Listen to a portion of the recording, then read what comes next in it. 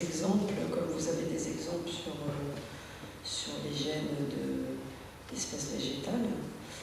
Et puis la deuxième question, c'est, comme je suis arrivée un peu en retard et que c'est quelqu'un qui m'a informé de ce débat, de ce colloque, je voulais savoir pourquoi on parlait de ça en fait. Pourquoi est-ce qu'on fait une réflexion là sur les propriétés industrielles du vivant? Quelle est la question qui est posée derrière ou qui est concomitante à cet exposé? J'ai oublié votre première question, pardon.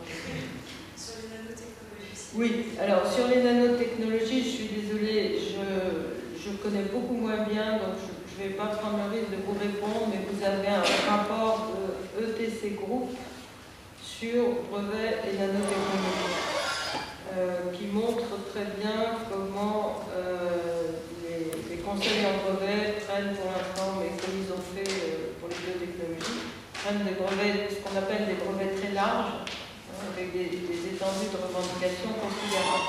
Je vous renvoie à ce rapport, je crois qu'il est bien fait.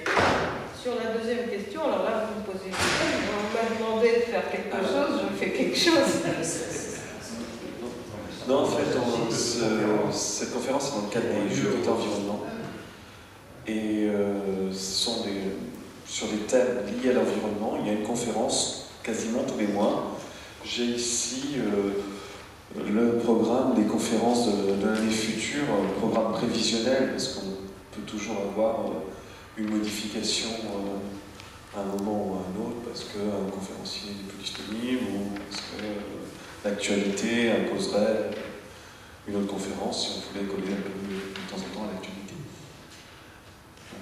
Bon, la seule chose, c'est que je vous dirais que sur ces questions de brevetabilité du vivant, vous avez à minima 4 informations importantes par an, je dirais. Une des informations récentes, outre le brocoli, c'est par exemple le fait que Monsanto avait voulu pénétrer l'Argentine, faire pénétrer le soja résistant au Roundup par l'Argentine. Ce qu'il a très bien réussi à faire, il se trouve qu'en Argentine, les gènes ne sont pas brevetables, normalement. Donc, les Argentins n'ont pas payé de redevance à Monsanto, qui au début a fait le mort, parce que ça permettait de passer à 98% de soja résistant au Roundup. Et de pénétrer le Brésil, donc comme ça, ils pénétraient l'un grâce à l'autre. Et puis au bout d'un temps, Monsanto s'est énervé et a voulu obtenir des royalties, et là les Brésiliens ont payé. En revanche, les Argentins n'ont pas voulu payer. Et donc,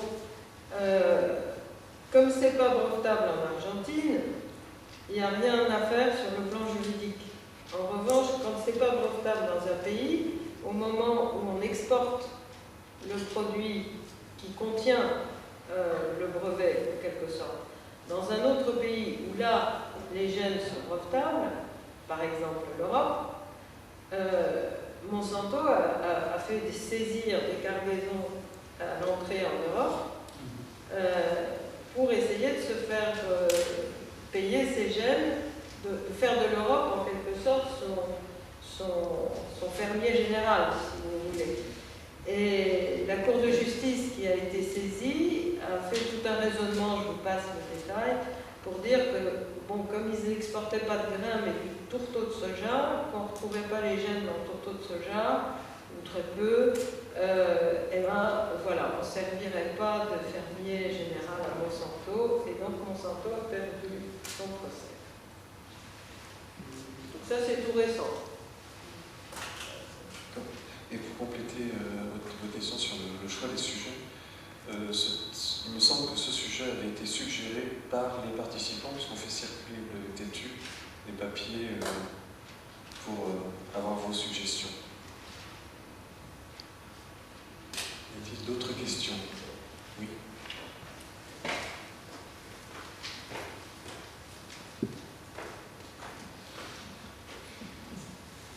Oui, moi j'ai une question sur le domaine du vivant, ça a l'avantage de bouger beaucoup.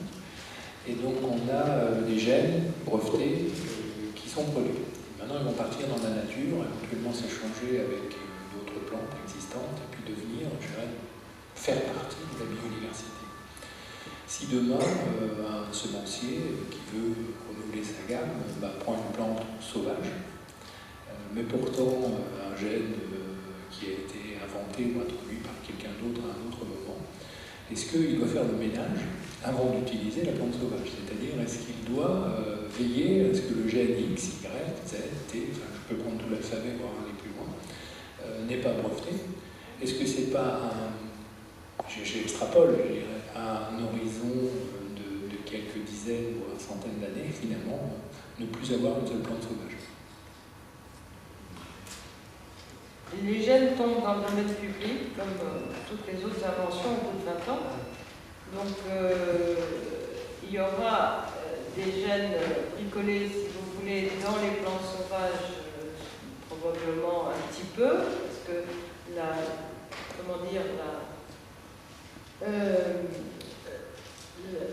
présence des gènes dans les plantes sauvages est tout de même rare, disparaît facilement, ça ne s'hybride pas forcément, enfin bon, il y a toute une série d'obstacles techniques. Bon, c'est pas moi qui vais vous en parler, mais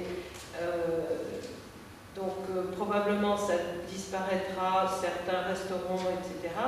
Mais de toute façon, pour le problème juridique, qui est différent, si dans la nature, entre guillemets, dans une plante sauvage, un sélectionneur trouve pendant le temps de la durée de validité du brevet, c'est-à-dire pendant le temps de la durée de validité du brevet, ce gène qui l'intéresse, là il est obligé de payer des royalties.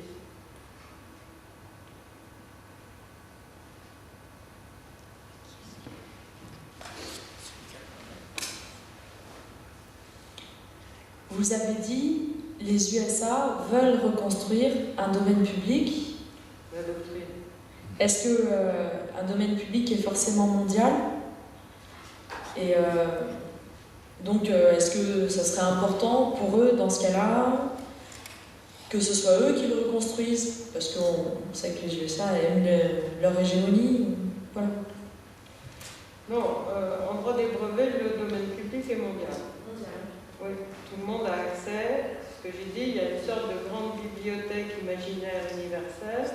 Et de partout, vous avez accès, et de plus en plus via Internet maintenant, hein.